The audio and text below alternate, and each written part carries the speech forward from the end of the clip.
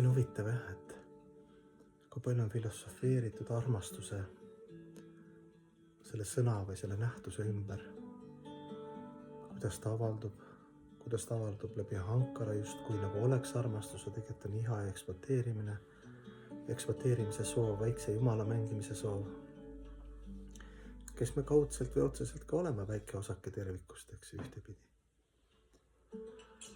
Lahutamatu osakesena tervikust, see sõna armastus tähendab dünaamilist, pidevalt muutuvat, tingimusteta omakuse püüdmatut, eks ju, sellist ilmingut iseenda, teiste kõige kõrgema elu suhtes, elusolendite suhtes, eks ju. Ühesõnaga niimoodi võib rääkida nendest ilmingutest ema ja lapse armastus ja mehe ja naise vaheline ja sinu ja kogu looduse, emakese looduse vaheline ja sinu ja õpetaja vaheline armastus ja sinu ja Jumala vaheline ja armastuse liike on palju.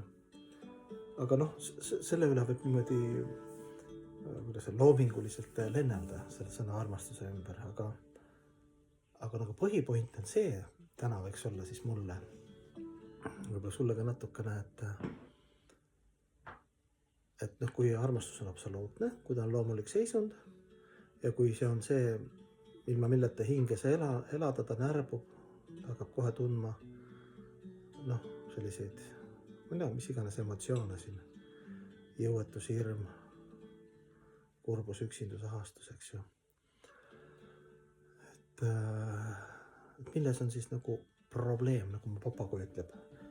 Mul on probleem, meil on ka probleem, et kui armastus on absoluutne ja kõikjal loomulik seisund ja spontaanne seisund hingel, et miks me siis teda nagu jaotame, et äkki me ise kannatame tänu sellele, et me teda jaotame. Ma saan aru, et on etikett, moraal, liila, mäng, ja kuidas seda armastust erinevate elusolenditega vahetada, neid emotsioone, eks ju, seal vanem inimene, võrdne sõber, õpetaja, eks ju.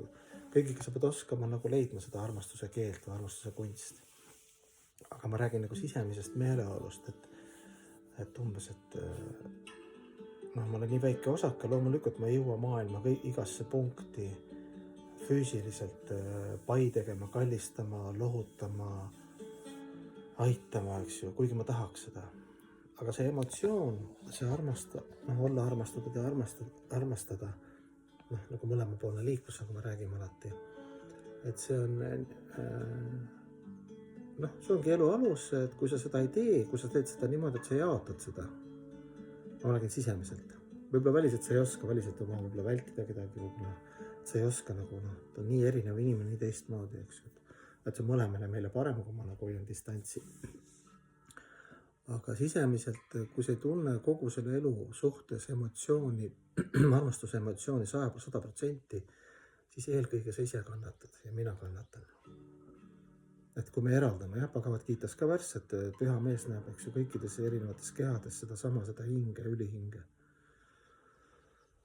Et ta nagu ei ignoreeri või pane sinna hierarhiasse, selles mõttes hierarhiasse, et seda ma armastan rohkem, teda vähem, see on nagu patune, seda ma armastan vähem, see inimene on must rumalam, teda ma armastan ka vähem, ta on loll ja armastus nagu sellist asja sallib.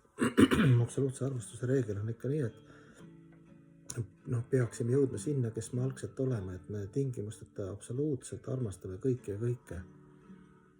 Et me lase nagu häirida materiaalset maailma nendest sagedustest, eks ju, missugune keha on või kuidas ta minu suhtes käitub või ta mulle meeldib või ei ole meeldib, eks ju, aga sisemine emotsioon, et ma armastan elu, see tähendab, ma armastan kõiki elusolendid võrdselt.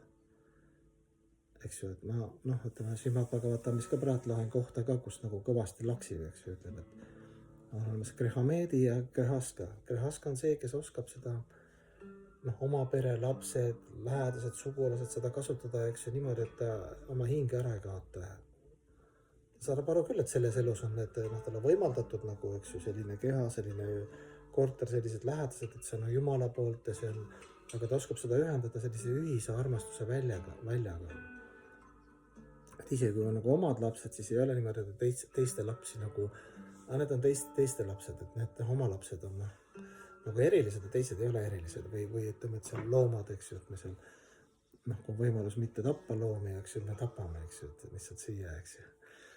et noh, kõik need asjad, see on pikk suur teema muidugi, seda ei saa mingi ühe klipiga, aga põhimõte on selles, et see nii kaua, kui mu armastusemotsioon ei ole kõige suhtes ühtlane, absoluutne ja võrdne sisemiselt, nii kaua on pekkis kõik. Nii kaua ma jaotan, et umbes seda ma armastan rohkem, seda ma ei jõua armastada, see väsitab, see inimene väsitab mind. Eks ju, võib-olla ta väsitab, ja sa peadki oma taset teadma. Aga sisemiselt sa pead ikka püüdlema, et sa võrdsustad seest, et kõik on üks pere, kõik on, vahet ei ole, mis kehas ja mis psüühikas ja kuidas ta minu suhtes, minu närvikavala toimib.